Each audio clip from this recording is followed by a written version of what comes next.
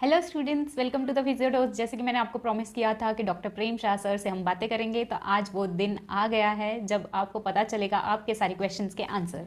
तो सॉरी, मैं थोड़ी सी लेट हो गई क्योंकि मेरे एग्जाम्स चल रहे थे, उसके बाद सारे इवेंट पे इवेंट हो रहा था। जैसे कि मैंने आपको बताया, मैरिड हूँ तो कुछ फ़र्ज़ परिवार की तरफ भी होते हैं, तो बस वो भी पूरे किए और आ गई हूँ आपके पास सारे से आंसर्स लेके। सो कंटिन्यू करते हैं हम। आज डॉक्टर प्रेम शाह सर आज हमारे साथ मौजूद है। वेलकम सो मच सर आपने। तो कंटिन्यू करते हैं हमारा आज का सेशन। तो सर, सबसे पहले सवाल से शुरुआत करते हैं। तो सबसे पहला क्वेश्चन जो मैक्सिमम लोगों ने मुझे पूछा है या सबके डाउट्स होते हैं, what is scope of physiotherapy in upcoming years. आपके हिसाब से आने वाले सालों में फिजियोथेरेपी में क्या क्या चेंजेस होंगे और क्या क्या स्कोप होने वाला है, इसमें बच्चों को एडमिशन लेना चाहिए नहीं लेना चाहिए, आप अपने हिसाब से बता दीजिए। Scope of physiotherapy in future, बहुत ही सरल जवाब है इसका। आप समझिए कि फिजियोथेरापिस्ट जो है वो एक मूवमेंट स्पेशलिस्ट है, वो एक मूवमेंट का डॉक्टर है। और आजकल की जो लाइफस्टाइल है, फैसिलिटीज़ जो हमें मिल रही है, उस वजह से बहुत सारे लोगों के मूवमेंट्स डिसफंक्शन में जा रहे हैं, या तो फिर बहुत सारे लोग सेडेंट्री लाइफस्टाइल में जा रहे हैं। प्लस फिजियोथेरापी के ब्रांचेस जो है वो हर एक फील्ड में, जैसे कि ortho, neuro, cardio, respiratory, paediatric, ओबीजी, gynaec, cancer, सब जगह पे हमारी स्पेशलाइजेशन है। तो एंटायर पॉपुलेशन को हम ऐसे ही कवर करते हैं। और उसके कंपेयर में अगर हम देखने जाए, अमाउंट ऑफ फिजियोथेरापिस्ट कितने, बहुत कम। तो फ्यूचर में फिजियोथेरापिस्ट की डिमांड और भी बढ़ते जाने वाली है, इसीलिए बहुत ही अच्छा स्कोप है, बहुत ही बढ़िया स्कोप है। अगर आप स्किलफुल है, आपके पास नॉलेज है, आपका बेसिक बहुत अच्छा है और आप लोग पैशनेटली एज अ फिजियोथेरापिस्ट काम करना चाहते हो, स्काई इज़ द लिमिट। जी सर, आपने बिल्कुल सही कहा इस बारे में। सो मैं भी आपसे एग्री करती हूँ। नेक्स्ट क्वेश्चन है, एमपीटी कहाँ से करे या यूजी कहाँ से करे, आपकी क्या एडवाइस रहेगी इस पॉइंट ऑफ व्यू से।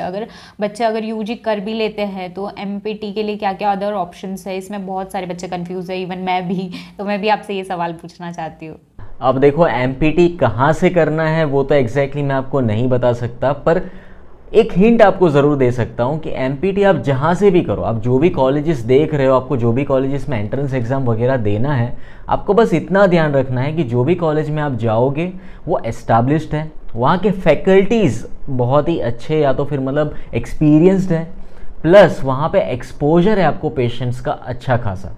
और ये सिर्फ एमपीटी नहीं, बीपीटी के लिए भी सेम रूल्स लागू होते हैं। अगर आपकी कॉलेजेस में प्रोफेसर्स या टीचर्स अच्छे हैं, एस्टैब्लिश्ड कॉलेज है, फैसिलिटीज़ अच्छे हैं, एक्सपोजर अच्छा है पेशेंट का, तो वो कॉलेज अच्छी है, आप वहाँ से अपना एमपीटी कर सकते हैं। Yes sir, thank you so much for this answer. मुझे भी मेरा जवाब मिल गया है। सो नेक्स्ट हम आगे बढ़ते हैं अगले सवाल की तरफ। That is how much salary we will get, या फिर सैलरी आफ्टर बीपीटी या एमपीटी के बाद, मतलब क्या डिफरेंस होता है ये भी बता दीजिए, और कितनी मिनिमम और मैक्सिमम होती है इस रिगार्डिंग भी बता दीजिए। रही बात सैलरी की, तो सैलरी एक ऐसी चीज़ है कि वो सब्जेक्टिव है। मतलब ऐसा नहीं कि हर फिजियोथेरापिस्ट को इतना पैसा मिलेगा ही, उसके पीछे भी रीज़न है कई सारे कि we know that we don't have a centralise council and all, but yes, apart from that you need to understand कि अगर आपके पास स्किल है, now when I say skill, it is not only about physiotherapy skill, it is also about your soft skill, if it is also about management skill, how well you can manage with patient, how well you can treat your patient, that defines your salary. And it is not always about salary. आप अलग से अपना खुद का भी एक setup या खुद का भी एक अलग से ब्रांच शुरू कर सकते हैं। जैसे आप ये यूट्यूब चैनल में आए हो, मेरा खुद का यूट्यूब चैनल है, वो भी एक अर्निंग सोर्स है एक तरीके से। मैं ऐसा नहीं कहता कि सब लोग जाके यूट्यूब चैनल ही खोलो, पर हाँ, कुछ ना कुछ क्रिएटिव आप कर सकते हो अपनी फील्ड में, जिससे आपका अर्निंग बढ़ सकता है, आपका फेम बढ़ सकता है, अगर आप पैशनेट हो तो। Absolutely correct sir.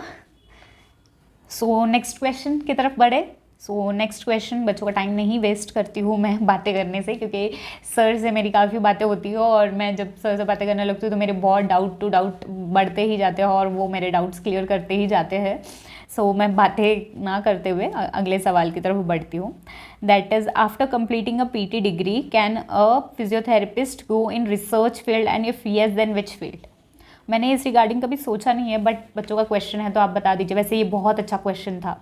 बिल्कुल जा सकते हो रिसर्च फील्ड में अगर आपको इंटरेस्ट है, आपके पास बेसिक नॉलेज है। आजकल वैसे भी अगर करिकुलम में देखे जाए तो सेकेंड ईयर या फाइनल ईयर में हम रिसर्च सब्जेक्ट को पढ़ते हैं, और कई सारी यूनिवर्सिटी में तो फाइनल ईयर में ही एक प्रोजेक्ट सबमिट करना भी बहुत कंपलसरी हो गया है। मतलब कि आपको रिसर्च का इन डिटेल नॉलेज दिया जाता है फाइनल ईयर तक, और वही नॉलेज को अगर आप आगे बढ़ाना चाहते हो, आप रिसर्च फील्ड में ही काम करना चाहते हो, आपके पास अच्छा स्किल है, जैसे कि आपके पास राइटिंग स्किल है, आप अंडरस्टैंड अच्छा कर लेते हो, आपके पास स्टैटिस्टिक स्किल्स है, तो आप एज अ रिसर्चर और असिस्टेंट रिसर्चर काम कर सकते हो बहुत सारे government as well as non government projects में, जहाँ पे लोगों को हायर किया जाता है उनके रिसर्च को एनहेंस करने के लिए, उनके रिसर्च को सपोर्ट करने के लिए। प्लस अपार्ट फ्रॉम दिस कि मैंने जैसे बोला कि अगर आपका राइटिंग स्किल्स अच्छा है तो आप दूसरे लोगों को मैन्यूस्क्रिप्ट बनाने में, क्योंकि रिसर्च बना के उनको पब्लिकेशन भी करना होता है, तो मैन्यूस्क्रिप्ट बनाने में भी आप हेल्प कर सकते हैं। तो रिसर्च फील्ड में भी अच्छा खासा स्कोप है। बस इतनी सी बात है कि आपको रिसर्च का बेसिक नॉलेज होना बहुत ज़रूरी है उस चीज़ के लिए। That's great sir. तो अगले सवाल की तरफ बढ़ते हैं, जो कि है from where in abroad MPT is better with less fees. मतलब बच्चों को कम फीस भी चाहिए और अब्रॉड में भी पढ़ना है, तो ऐसा कोई स्कोप या कोई अपॉर्चुनिटी कहीं पे अवेलेबिलिटी है जो हम कर सकते हैं? अब भाई फॉरेन कंट्री तो हर किसी को जाना है, मतलब फिजियोथेरापी करने का काफ़ी लोगों का पर्पज़ यही होता है कि बाद में फॉरेन कंट्री चले जाएंगे। पर एक चीज़ बहुत ही शॉकिंग होगी शायद आपके लिए कि हर फॉरेन कंट्री आपको MPT का डिग्री नहीं देती है। जैसे अगर आप कनाडा देखोगे तो कई सारी यूनिवर्सिटी सिर्फ डिप्लोमा कोर्सेज करवाती है। मतलब आप यहाँ पे BPT कर रहे हो, बैचलर्स ऑफ फिजियोथेरापी पढ़ रहे हो, वहाँ पे जाके कोई पढ़ता है डिप्लोमा इन एक्सरसाइज साइंस। तो काफ़ी कंट्रीज़ में MPT का स्कोप नहीं है, पर हाँ ऑस्ट्रेलिया जैसी कंट्रीज़ में भी MPT है, पर वहाँ पे भी कुछ टर्म्स एंड कंडीशन है, हर कोई जाके MPT नहीं कर सकता। USA में भी MPT है, पर ज़्यादातर DPT चलता है, doctorate of physiotherapy, doctorate of physical therapy चलता है। Same way other countries like UK है, UAE है, ये सारी कंट्रीज़ के अलग अलग रिक्वायरमेंट्स है, अलग अलग पर्पसेस हैं। ये सारा नॉलेज अगर आप चाहते हो तो मेरी चैनल में आइए, आपको सारी कंट्रीज़ का नॉलेज मिल जाएगा, क्योंकि मैं ये आंसर में सारी कंट्रीज़ के बारे में नहीं बता सकता, पर मैं आपको एक शॉर्ट एंड स्वीट ये बताना चाहूँगा कि कोई भी कंट्री में आपको आगे पढ़ाई करने जाना है तो सबसे पहले आपको डिसाइड करना है कि कौन सी कंट्री में जाना है, और वो कंट्री के बेसिक रिक्वायरमेंट क्या है, और वहाँ पे कौन से कोर्सेज चलते हैं। जैसे मैंने अभी आपको एग्जांपल दिया, कनाडा में मोस्टली डिप्लोमा कोर्सेज चलते हैं, ऑस्ट्रेलिया में MPT कोर्स है, पर साथ में MPH MHA भी चलता है, USA में DPT चलता है, TDPT चलता है, काइनेसियोलॉजी चलता है। तो आपको पहले डिसाइड ये करना पड़ेगा कि कौन सी कंट्री है, वो फिक्स कीजिए, बाद में आप फिक्स कीजिए कौन सा कोर्स है। बाकी MPT पकड़ के चलोगे तो कुछ आप डिसाइड नहीं कर पाओगे। जी सर।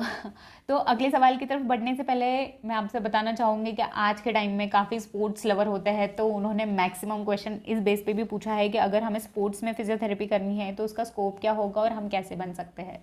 तो आपका क्या कहना है सर इस रिगार्डिंग? स्पोर्ट्स फिजियोथेरापिस्ट, हाँ भाई, स्पोर्ट्स फिजियो बनना मतलब एक बहुत ही एक प्राउड बात है। मतलब यार लोगों को बहुत फैंसी भी लगता है, और वो बनने के लिए आपको सिंपली कुछ नहीं करना है, मास्टर्स करना है स्पोर्ट्स फिजियोथेरापी में।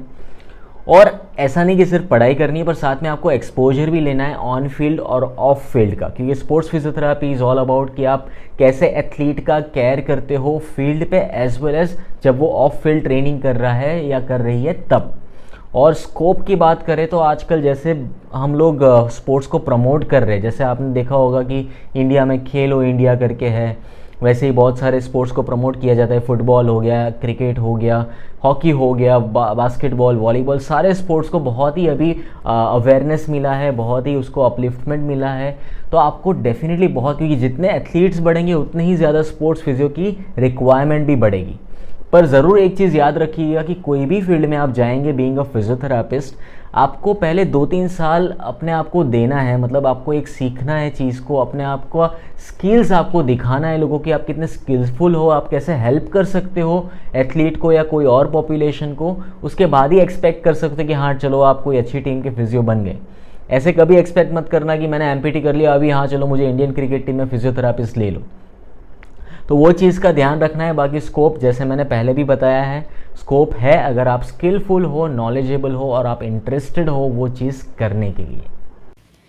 हाँ, तो काफ़ी सवाल पूछ लिए मैंने सर से, तो आपको परेशान नहीं करते हुए मैं नेक्स्ट सवाल की तरफ बढ़ती हूँ। और नेक्स्ट सवाल ये है कि आप नीट के स्टूडेंट्स को क्या एडवाइस देना चाहते हैं, या क्या आपकी तरफ से ये पॉइंट ऑफ व्यू रहेगा जो पॉइंट उन्हें ध्यान में रखना है बीपीटी करने से पहले? और एक नीट एस्पिरेंट्स और नीट एग्ज़ाम गिवर्स, आप लोग के लिए बस एक छोटा सा मैं सजेशन देना चाहूँगा कि directly don't jump into some profession or some colleges or some admission just because your relatives are telling or your friends are going in that particular stream. Do your own research, खुद से research कीजिए, खुद से find out कीजिए कि कौन सी field में आपको ज़्यादा इंटरेस्ट है, कौन सी फील्ड का करिकुलम आपको ज़्यादा इंटरेस्टिंग लग रहा है, क्योंकि एक बार आपने जो भी प्रोफेशन डिसाइड किया उसी में आपको आगे जाके पूरी ज़िंदगी बितानी है। तो अगर वो आपको पसंद नहीं है तो फिर उसको ज़बरदस्ती लेके फिर उसमें आगे बढ़ने का कोई मतलब नहीं है। और रही बात कि अगर आप ऐसे सोचते हो कि नहीं, अगर मैंने गलत फील्ड चूज़ कर दिया या तो फिर मतलब मुझे इंटरेस्ट इसमें है पर इसमें कुछ स्कोप दिखाई नहीं दे रहा है तो फिर मैं कोई और फील्ड चूज़ कर लेता हूँ या कर लेती हूँ, तो वो चीज़ फिर से सही नहीं होगी। क्योंकि अगर आपको इंटरेस्ट नहीं है तो आप चाहे कितना भी अच्छा कोर्स चूज़ कर लो, आपको वो चीज़ में मज़ा नहीं आएगा। वही मतलब जो 3 इडियट्स वगैरह मूवीज़ में आपने देखा होगा, वही वाला कॉन्सेप्ट है और वो सही में मतलब लाइफ में अप्लाई होता भी है। तो ज़रूरी यही है कि आप अपना खुद का रिसर्च के आपको क्या इंटरेस्टिंग लगता है उसी प्रोफेशन में आप आगे बढ़े और उसी के रिगार्डिंग आप अपने नीट की प्रिपरेशन भी करें। सो thank you so much sir for giving a precious time. आपने बहुत अच्छी अच्छी नई नई बातें हमें सिखाई, इवन मुझे भी आपकी वजह से, स्टूडेंट्स की वजह से मुझे आपसे भी सीखने बहुत कुछ मिला।